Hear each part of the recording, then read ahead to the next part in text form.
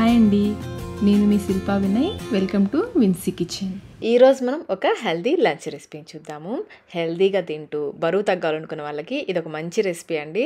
Already మన ఛానల్లో 2 wait loss lunch recipes అయితే పోస్ట్ చేశాను. చాలామంది ట్రై చేసి మంచి ఫీడ్బ్యాక్ కూడా ఇచ్చారు.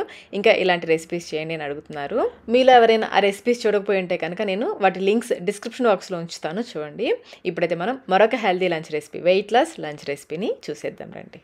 ఇవి వచ్చేసి ఉలవలు హెల్త్కి చాలా మంచిదండి. ముఖ్యంగా వెయిట్ లాస్ అవ్వాలనుకున్న వాళ్ళకి ఈ ఉలవలు చాలా బాగా ఉపయోగపడతాయి. ఫ్యాట్ని కరిగించేస్తాయి ఈ ఉలవలు. వీటిని నేనైతే 100 గ్రాములు ఒక చిన్న కప్ తీసుకున్నాను. 1-2 సార్లు శుభ్రంగా కడిగేసి 1 కప్పు ఉలవలకి 4 కప్పుల నీళ్లు పోసి రాత్రంతా నానబెట్టుకోవాలి. కనీసం 8 గంటల పాటైనా ఈ ఉలవలు నానబెట్టుకోవాలి. నేను ముందే నానబెట్టేశాను. ఈ నానిన ఉలవల్ని కుక్కర్లో వేసేసుకోవాలి. నీళ్లతో సహా వేసేసుకోండి, నీళ్ళు వంపేయద్దు. నీళ్లతో సహా కుక్కర్లో వేసేసుకుని మరొక 2 కప్పుల నీళ్లు పోస్తున్నాను. మొత్తం అయితే 6 కప్పులు, 4 కప్పులు నీళ్లు పోసి నానబెట్టాను. 2 కప్పులు మళ్ళీ ఇప్పుడు పోస్తున్నాను.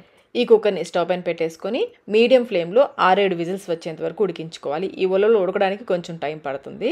ఉడికేయలేదో చెక్ చేసుకుని, ఒకవేళ మీకు ఉడకలేదు అనిపిస్తే మళ్ళీ స్టవ్ పైన పెట్టేసుకోండి.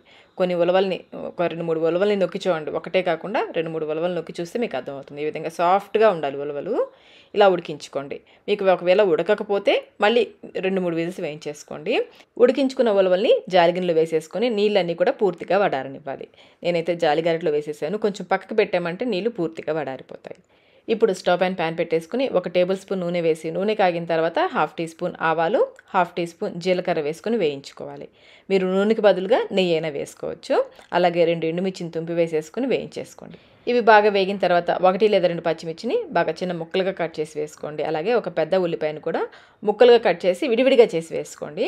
ఇంకా 2-3 రెమ్మల కరివేపాకు కూడా వేసుకుని వేయించుకోవాలి. ఇందులో ఉల్లిపాయలు కొంచెం ఎక్కువ వేసుకుంటేనే బాగుంటుంది. ఇవి మరీ ఎర్రగా వేగాల్సిన అవసరం లేదు, కొంచెం ట్రాన్స్పరెంట్గా అయితే సరిపోతుంది.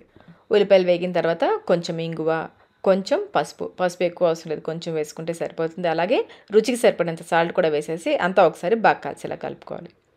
ఇలా బాగా కలిపేసుకుని ఇప్పుడు ఇందులో ఉడికించుకున్న ఉలవలు ఉన్నాయి కదా, నీళ్ళని వంపేసుకున్న ఉలవలు, ఆ ఉలవలు వేసేసుకుని ఈ ఉల్లిపాయల మిశ్రమంలో ఈ ఉలవలు బాగా కలిసేలా కలుపుకోవాలి. మూత పెట్టేసి లో ఫ్లేమ్లో ఒక 2-3 నిమిషాల పాటు ఉడికించుకుంటే ఇంకేమైనా తేమ ఉంటే పోతుంది. ఈ ఫ్లేవర్స్ అన్నీ కూడా ఈ ఉలవలకి బాగా పట్టుకుంటాయి. చివరిగా సన్నగా తరిగిన కొత్తిమీర వేసేసుకుని స్టవ్ ఆఫ్ చేసేసుకోండి.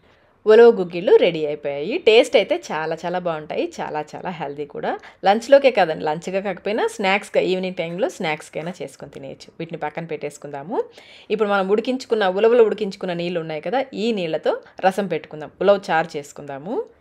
ముందైతే చారుకు కావాల్సిన పొడి కొట్టుకుందాము. 1 టీ స్పూన్ జీలకర్ర, 1 టీ స్పూన్ ధనియాలు, కొన్ని మిరియాలు, ఇవి అన్ని పచ్చివే. వీటిని బాగా దంచుకోవాలి. మీ దగ్గర రసం పొడి ఉంటే అదైనా వేసేసుకోవచ్చు. ఇలా ఫ్రెష్గా దంచి వేసుకుంటే రసం రుచి మరింత బాగుంటుంది. చూడండి, ఈ విధంగా బాగా మెత్తగా దంచేసుకోవాలి. ఇప్పుడు ఇందులో 10 వరకు వెల్లుల్లి రెబ్బలు వేసేసుకొని కచ్చాపచ్చగా దంచుకోవాలి. మరి మెత్తగా అవసరం లేదు, కచ్చాపచ్చగా దంచుకుంటే సరిపోతుంది. ఈ విధంగా దంచేసుకుని పక్కన పెట్టేసుకోండి. ఇందులోంచి స్మెల్ పోకుండా మూత పెట్టేసుకోండి.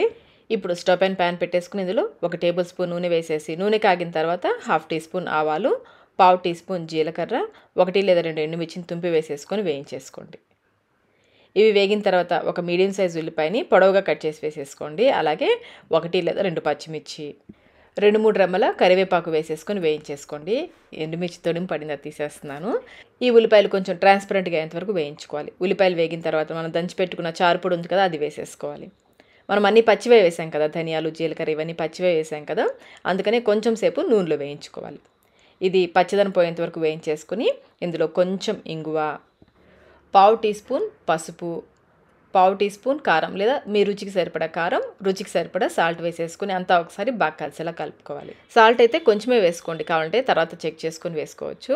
ఇప్పుడు ఇందులో ఒక పెద్ద టమాటోని చిన్న ముక్కలుగా కట్ చేసి వేసుకుని ఒకసారి అంతా బాగా కలిసేలా కలిపేసి మూత పెట్టి ఈ టమాటో కొంచెం మెత్తబడేంత వరకు ఉడికించుకోవాలి. ఫ్లేమ్ని లోలో పెట్టేసుకోండి, లేదంటే అడుగు పట్టేసుకుంటుంది. టమాటో కొంచెం మెత్తబడితే సరిపోతుంది. టమాటో ఉడికిపోయింది కదా, ఇప్పుడు ఇందులో ఒక మీడియం సైజ్ నిమ్మకాయ సైజ్ అంత చింతపండులో నుంచి తీసిన చింతపండు రసం పోసుకోవాలి. చింతపండు ముందే నానబెట్టేసుకుని 1 గ్లాస్ నీళ్లు పోసి రసం పిండేసి ఆ నీళ్ళు ఇందులో పోసేసుకోండి. ఒకసారి కలిపి మూత పెట్టేసి ఈ చింతపండు నీళ్ళని ఒక పొంగు వచ్చేంత వరకు, చూడండి ఈ విధంగా బాయిల్ అవుతున్నంత వరకు ఉడికించేసి ఇందులో ఉలవలు వడకట్టిన నీళ్ళు ఉన్నాయి కదా, ఆ నీళ్ళన్నీ పోసేసుకోవాలి. అలాగే ఇంకొంచెం నీళ్ళు కూడా పోస్తున్నాను. అంతా ఒకసారి బాగా కలిసేలా కలుపుకోవాలి. మీకు కావాల్సిన చిక్కదనాన్ని బట్టి అంటే పులుపు తగ్గట్టుగా నీళ్ళు కొంచెం ఎక్కువ కానీ తక్కువ కానీ పోసుకోవచ్చు. బాగా కలిపేసుకుని ఒకసారి టేస్ట్ చెక్ చేసుకోండి. మీకు ఉప్పు కానీ కారం కానీ తగ్గితే ఇప్పుడు వేసుకోవచ్చు. నేను కొంచెం సాల్ట్ వేస్తున్నాను. మూత పెట్టేసి ఈ రసం ఒక పొంగు వచ్చేంత వరకు ఉడికించుకోవాలి.